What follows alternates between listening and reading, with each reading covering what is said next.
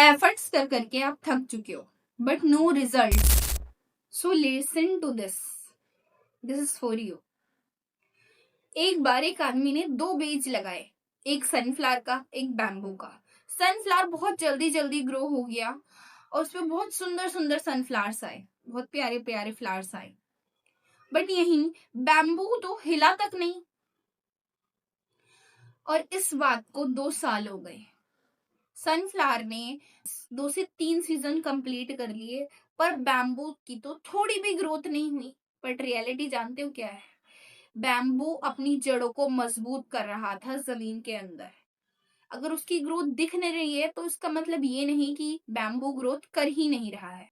और एक बार ऐसा हुआ कि 6 to 7 वीक्स के अंदर अंदर बैम्बू ने 20 फीट की ग्रोथ की।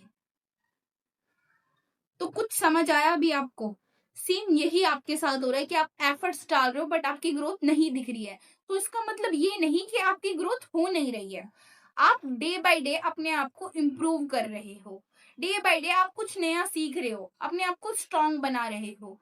तो आपकी भी ग्रोथ होगी, भले ही देर से हो पर ग्रोथ डेफिनेटली होगी। आपका भी टाइम आएगा। बस पेशेंस रखो, बस सब्र रखो। सब बेहतर नहीं बेहतरीन होगा।